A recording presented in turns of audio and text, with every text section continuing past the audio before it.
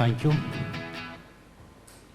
So this panel discussion is by and large focusing on something that we have discussed since morning, and which is India's renewable energy transition towards a clean energy economy. And we are joined by a very eminent panelist, and as my colleague anchor talked about the topic that as to why this particular topic is important, given the fact that the Prime Minister has given 5 very focused vision in this area in order to achieve the 2070 goals that we have. And one of them is like we need to have a 500 gigawatt of energy install base. Also the 50% of those should come from renewable. Although it's a very challenging task, but everybody needs to work for that particular goal.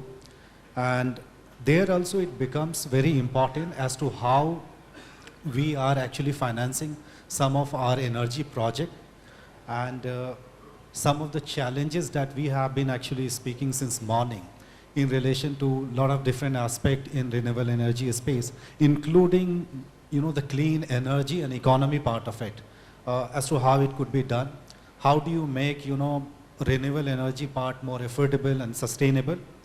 Also, how do you actually leverage technology and international collaboration in order to have the standardized best practices?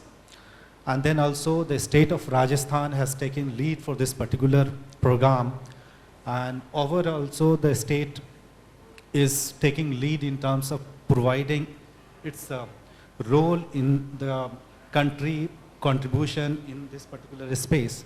So maybe I'll begin with Mr. Rakesh Chopra.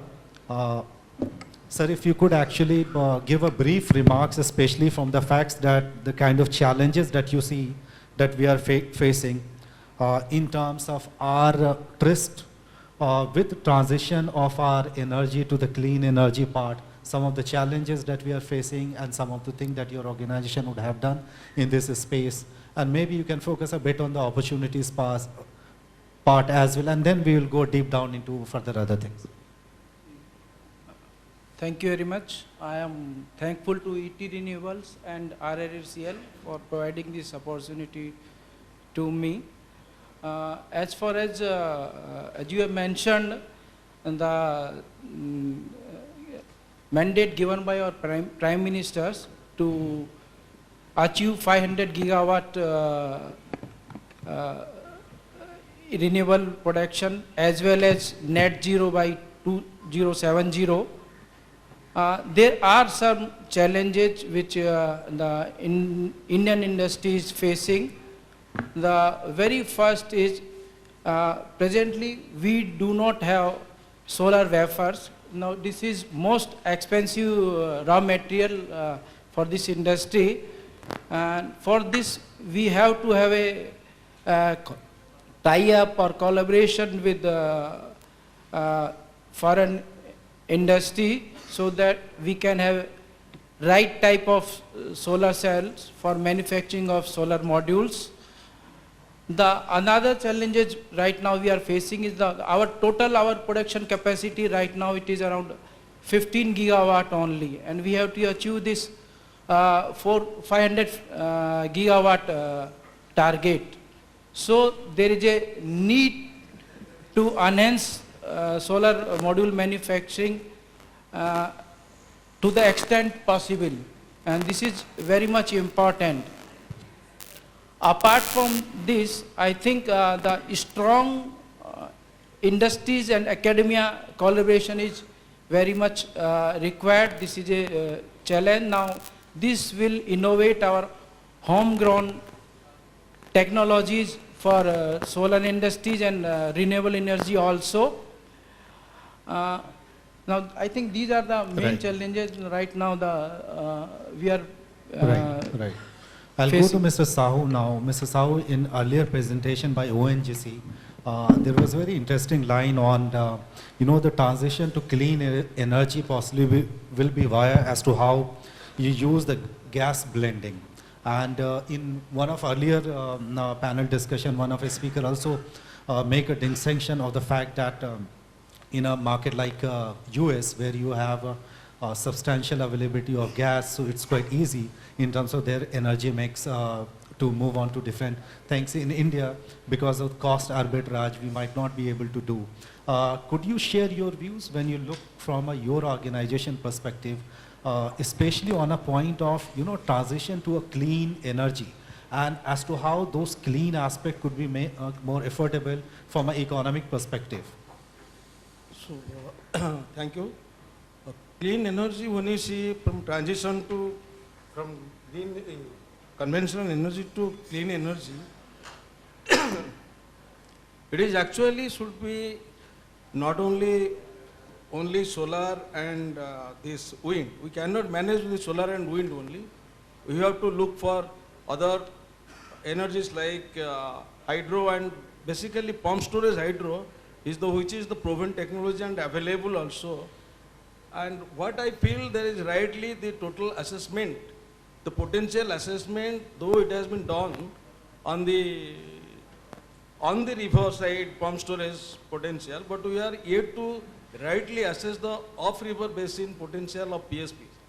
What we feel in a state like Odisha, to which I belong, we have a lot of mine birds and other abandoned mines where we can also develop pump storage, renewable energy stations, which can meet this problem that which the gaps left by the wind and solar. Wind and solar they are complementing each other. I know from my initial study, what we see that wind and energy in a hybrid mode, they supply almost RTC power, but still then there are seasonal and intermittency is marked. So to fill up those gaps, pump storage has a very big role to play. So we single-handedly we should now concentrate on PSPs, which is right now seems the only solution to this problem. Because if you cannot match with the pace at which industrial growth is going on, if you can produce this, and the demand is for green production all over internationally or whatever nationally also, if green energy and green production, green steel, green aluminum and green hydrogen will be those are the main requirement, then unless you can provide a sustainable and stable RE power, then we will be nowhere. So only thing here, the gaps that has been left by the hybrid energy of wind and solar has to be filled up by pump storage. And assessment of pump storage is the requirement of the time. It is high time we should go for this assessment of pump storage, not only on river pump storage, but also the up-river basin close to pump storage, as well as the abandoned mines with a policy from the mines department also, to identify where this can be developed. Right. And I'm very happy to share that in one of our previous panel discussion, we had an entire discussion on the pump and storage capacity, some of the challenges that we are facing, and as to how some of the things that you have raised could be addressed. Now I'll go to Mr. A.K. Tripathi. Mr. Tripathi, I would like you to focus on especially the gas as an enabler of clean energy. Not maybe the direct, but possibly whenever there is a gap, it could create a blending and possibly enable the organization to have a kind of transition to the clean energy phase. If you could share your views. It's a very good question, because when we start a journey of decarbonization or to reduce the carbon footprint in our life, we have to lay a path in which gradually we should move on. Otherwise, what will happen, whatever action you will start, that will not be a permanent one, and there will be many more breakers in that path. So you rightly said that natural gas can be one of transition fuel for decarbonization process, and in this field, GAIL India Limited is already working on, and last year we had started blending of hydrogen at one of its city gas distribution company, which is in Indore, and there we did 2% of hydrogen blending with the natural gas, and so far now we have a very good result of that, and we had submitted our report to Petroleum and Natural Gas Regulatory Board too, and we have sent to the ministry also. And we are, although that gas which we blended with the natural gas was grey hydrogen, but sooner or later it has to come to green hydrogen, and slowly it has to increase also. And some time back it has been suggested that we can go up to 5%, but before going for blending up to 5%, we want to have some meteorological test with the pipeline available, and like what will be the impact on the natural gas pipeline if we mix it at higher pressure. So those study we are continuing. And it's true that whenever we have to reduce the footprint from like carbon producing fuels like coal or even liquid fuels also, then we have to make some provisions that it should be slowly done. And no doubt natural gas will be one of a very good transition fuel in reducing the carbon footprint till we come to the clean energy mode. Right. Mr. Jethani, when we look at this transition, as Mr. Tripathi said that this transition is organic, and what I personally see is that it's not as fast as it should be. So what are the key reasons why, behind the transition being a bit slow in terms of moving towards renewable energy? Is it because the ecosystem is still evolving? There are some fundamental pieces which are still being put in place? Because from policy perspective, we do see, I mean, the state like Rajasthan, they have 4 or 5 different policy in place which supports renewable energy and overall entire energy mix. Same is the case with the state of Odisha and Karnataka. Karnataka, for example, in the especially renewable, they have both the things in abundance compared to other states. So why there is not so fast pace of this transition toward the clean? If you could share your. So I would not be agreeing to your point that transition is not fast. So we see for the last 8 years, the solar capacity has been more than 25 times. Wind has been more than 2 times. If you see the total renewable energy capacity addition, that is around 3 times, more than 3 times. So, and it is just because these 2 years of COVID, the capacity addition during the last year was highest. It was 14 gigawatt. And we are around similar or say maybe 15 gigawatt during this current year. Already I think we have achieved 11 plus and it is around 15 gigawatt. So now if we have to reach 500 gigawatt. So 500 gigawatt is the capacity coming from the non-fossil resources. So it means the large hydro, small hydro, nuclear, everything. At present, the total capacity, if we add all these resources, is around 177 or that much gigawatt. And those projects which are in pipeline or under tender, if you add everything, it's around 290 gigawatt. So progress-wise, we are at a good pace, and balance 210 gigawatt we have already being planned. For that, the transmission lines are already being planned. CA has come out with a plan of having a transmission system for 500 gigawatt. So that way the planning is already being done. The only thing is whether we have the demand, whether our distribution companies are ready to pay, and as rightly pointed out, this is an informed power. So how to manage that? So there we need to have some kind of storage. So storage could be pumped storage. Then Mr. Chopra has said about this manufacturing capacity. Of course, we have the PLI scheme and we have already bidded the capacity. Another capacity we are going to bid.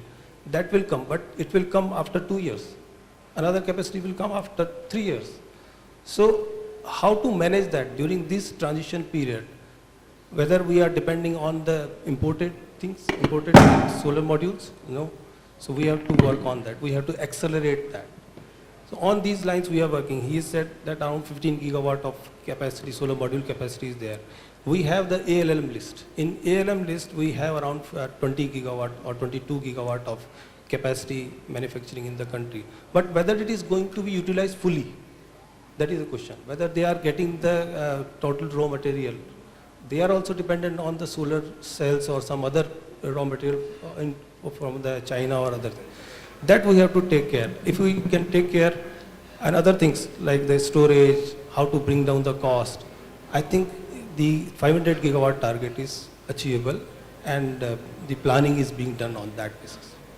Mr. Pandey, I'll come to you, especially from the perspective of, an organization which is hardcore into fossils, and now the baby steps most of organizations like BPCL is taking in the renewable space also. So if I have to ask you something, that's happened in the technology, I'll give you the analogy. Cloud, there are a lot of deployment of, data center stuff happens on-prem in government because of your air gap and some other requirement. But since a lot of innovation has happened in the cloud space, and it has become a kind of de facto platform for innovation, so a lot of workload is going into the cloud, and those are being managed by hyperscaler or maybe third party. In the case of our energy organization like yours or any big energy organization, we see there is effort now being made, especially on a renewable part, although it is still a very small mix. If I have to ask you something, how many years or maybe what timeline do you see we might have some level of parity? Not 50-50, but maybe around 20, 80, 30, 70, something like that. And maybe you can add up the kind of work that BPCL is doing in this space. I'd like to congratulate ET and RRECL and RRBVNL for organizing this conclave with the theme of Rajasthan as being the new RE capital of the world. So before I answer your question, I'll give a little background. So around 2009-10, India was generating around 800 billion of electricity units. Last year we touched around 1500 billion units, and this year we are about to touch around 1600. And the thermal plant PLF from 2009-10, it has been reducing from around 78% to around 65% this year, last year. So our installed capacity as on date is around 412 gigawatt, out of which 64 gigawatt is purely solar, around 42 is wind, and around 10 gigawatt is coming from biomass, 4 gigawatt is around small hydro, another 47 gigawatt is around large hydro. So if we talk of, say, Rajasthan state per se, Rajasthan state, it has crossed 16 gigawatt of solar power this year. And again, it is not a sugar coating kind of a thing, but we all must appreciate that it is, I think, one of the first states to cross the thermal capacity which is available in the state. That is around, I think, 14.5 gigawatt. So the solar capacity is now, installed capacity is now exceeding the thermal capacity. Pan India, if we talk, the solar capacity of around 64 gigawatt, so that is contributing to around 12 gigawatt, around 12% of the energy which has been generated. Whereas in the Rajasthan state, we are generating around 17% of the renewable energy from the solar capacity. So that's again a kind of a achievement in the state.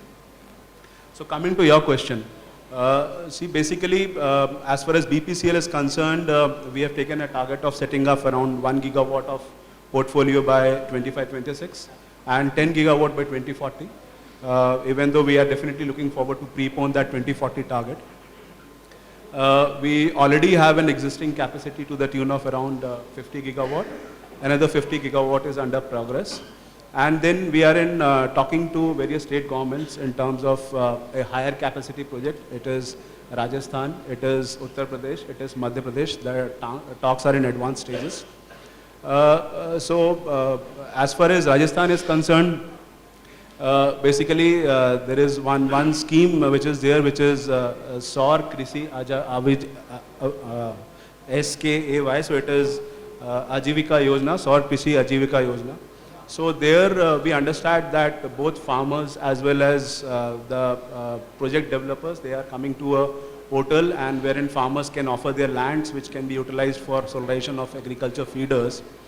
So, and basically, but that is at a small scale. Some 144 megawatt of tenders have already been floated, and that will lead to around 190 solarization of electric feeders.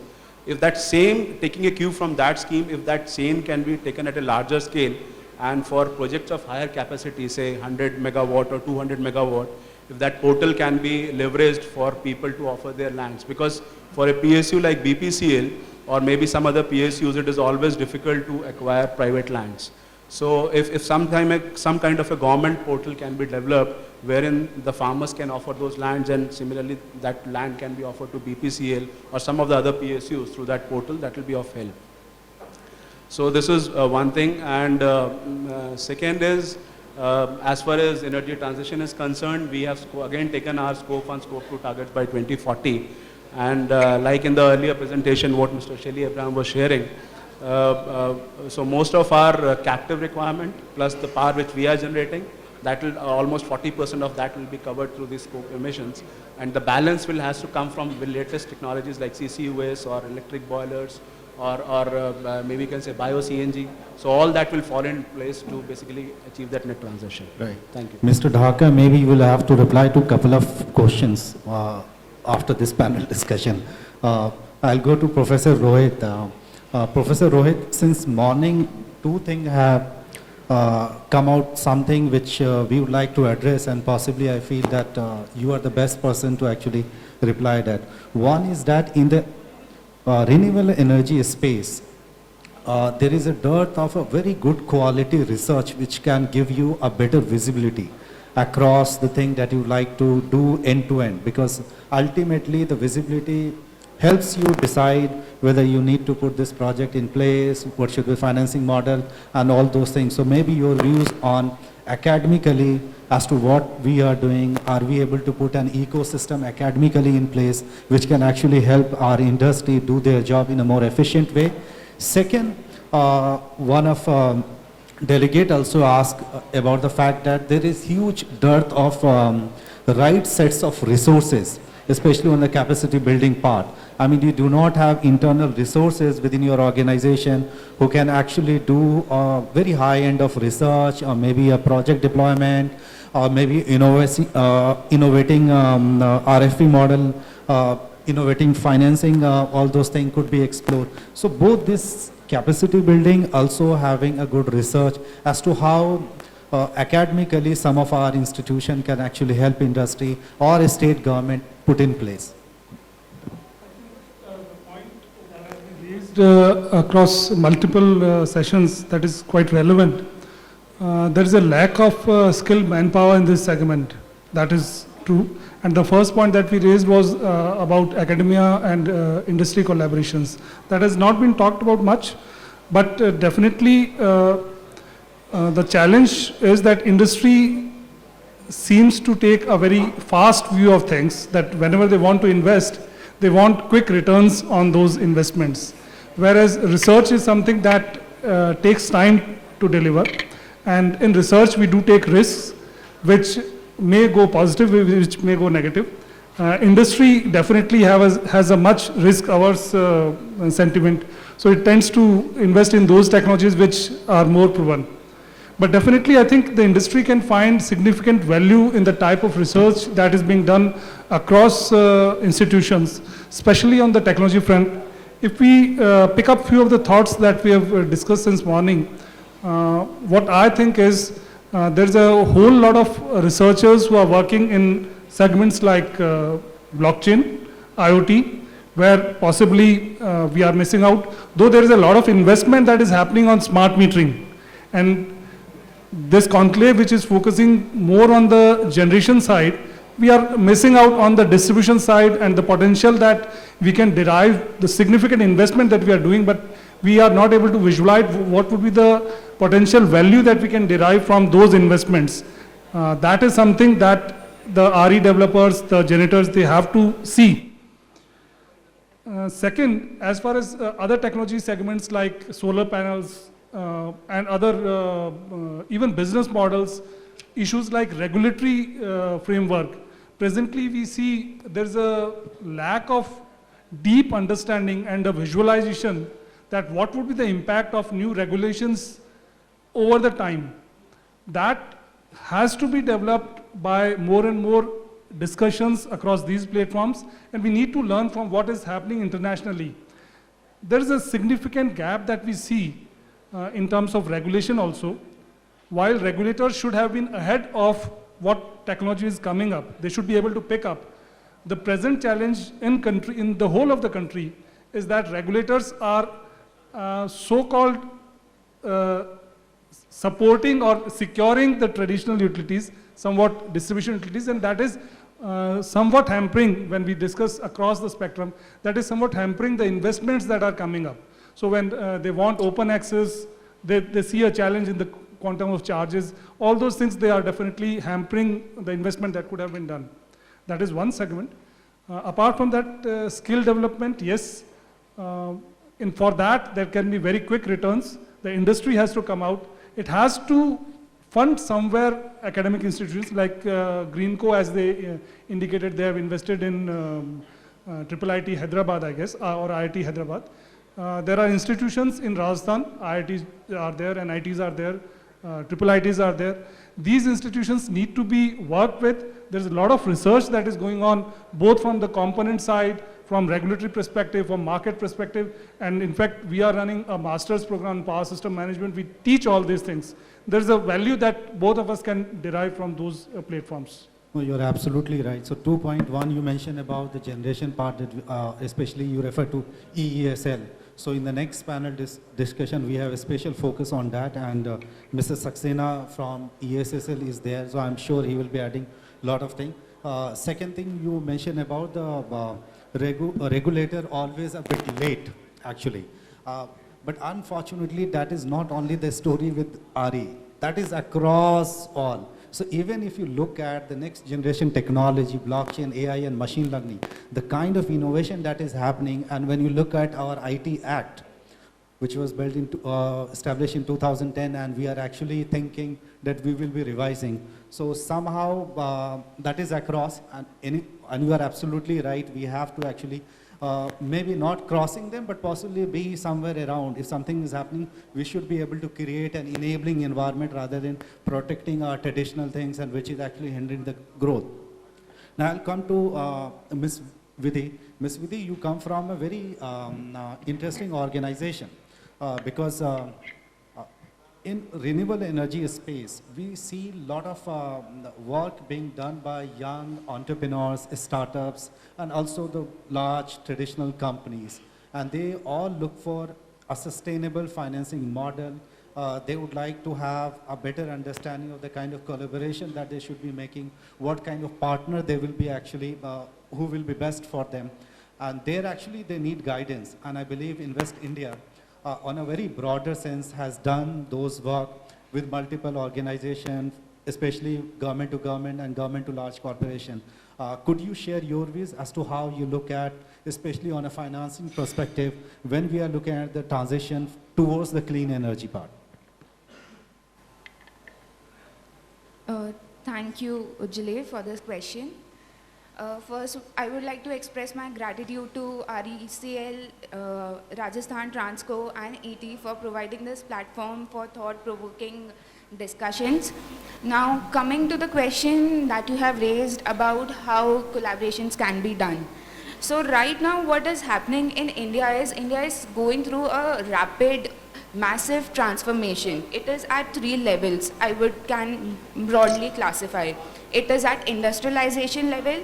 We are the second most attractive manufacturing hub right now, which is leading to urbanization. It is expected that by 2046, 50% of our population would be living in cities.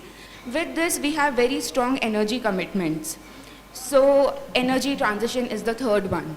So all these things are going on parallelly, and this is going on across these sectors. Now in renewable energy, we have seen solar, wind picking up in 2000s. From there, India has been able to create a balance of supply and demand. So various companies have come, various government has played a very proactive role, approach in making the regulatory policy ecosystem for investors, for the institutions, companies. And now we are seeing a lot of R&D projects, pilot projects, innovative solutions coming in this space. Now for the partnerships that you are specifically talking about, under Invest India, we have a dedicated platform, we call it PM Stack or Agni Mission, where we scale the innovative solutions, we commercialize those technologies. We take it to the relevant stakeholders who can work on them, who can take it to the next level. Apart from this, there are many institutions, there are many public sector undertakings who are working on pilot projects. So for example, BPCL, ONGC, IOCL, they are working on all the latest technologies of green hydrogen. It can be biomass gasifications, or plants or electrolyzer technologies. So with this, they are collaborating with the other entrepreneurs into the industry. Now coming to the financing aspect. So the renewable energy sector in last 22 years has seen FDI of around 13 billion. And this year we are seeing it of around 1.3 billion in the renewable energy sector itself. Recently, government also released the framework of sovereign green bonds of total outlay of $2 billion. For half of it, it was closed recently. So there are several mechanisms for the institutional investors also. All the major global funds are part of Indian RE ecosystem. They are ready to invest money. All the major sovereign wealth funds, pension funds, institutional funds, they are part of India's RE growth story right now. And on day-to-day basis, we get a lot of queries from these fund houses also. We have money. Where do we invest? India is just a pool of opportunities where people are looking to be a part of India's growth story, RE growth story, where everyone can be a part of the country, which is right now one of the most attractive destination for investments into the RE sector. Thank you so much. I think there cannot be a better way of ending this roundtable panel discussion. Would you like to add something, please? Just 2-3 quick points. One is on the R&D side. Ministry has a scheme for R&D, wherein around 400 crores are available for the next 2-3 years. Similarly, for hydrogen also separate R&D funds are available. On regulatory front, as Professor has said, that the regulators are protecting their